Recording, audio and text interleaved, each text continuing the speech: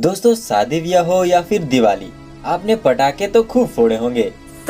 तो फिर क्या आप जानते हैं कि आखिर इन पटाखों को कैसे बनाया जाता है? नहीं। तो चलिए मैं आपको दिखाता हूँ। Very good. दोस्तों, आज हम इस वीडियो में देखेंगे कि पटाखों की इन लंबी लंबी लड़ियों को आखिर कैसे बनाए जाते हैं। तो चलिए वीडियो को शुरू करते हैं। दोस्तों, बमों की इन लड़ियों को बनाने के लिए सबसे पहले तो लाल रंग के पेपर को कटिंग मशीन में काटने का काम होता है। फिर पेपर को काटने के बाद इन्हें एक ऐसी मशीन में डाला जाता है जो इन्हें बहुत ही अच्छी तरीके से रोल कर देते हैं। लेकिन अब भी इन रोल पेपर का आकार करीब 1 फुट का होता है, इसीलिए इन्हें पटाखों की आकार में काटने की जरूरत होती है और इस काम के लिए एक दूसरे मशीन की मदद ली जाती है जो इन पेपर के रोल्स को बिल्कुल सही आकार में काट देती है।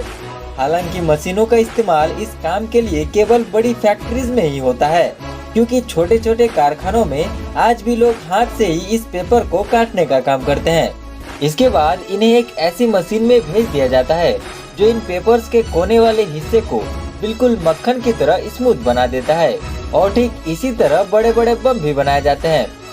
अब दोस्तों, कटिंग के बाद इन्हें एक गोल मेटल शीट में बांध दिया जाता है और फिर इन्हें पलटकर इनके दूसरे वाले साइड पर अच्छी तरह से मिट्टी लगाई जाती है। इसी मिट्टी के कारण इसमें भरा जाने वाला बारूद और इसमें पैदा होने वाला एनर्जी बाहर नहीं निकल पाती।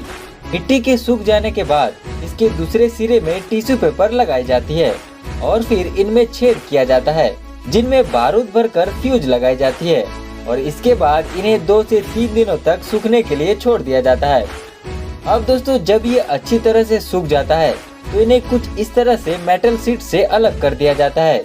दोस्तों, अब बारी आती है इनकी लड़ियां बनाने की, जिसके लिए कर्मचारी अपने हाथों से एक एक करके कुछ इस प्रकार लड़ियां तैयार कर देते हैं और फाइनली जब ये लड़ियां तैयार हो जाते हैं तब इन्हें अलग अलग तरीके से पैक करके दिवाली की रौनक बढ़ाने के लिए मार्केट में भेज दिया जाता है।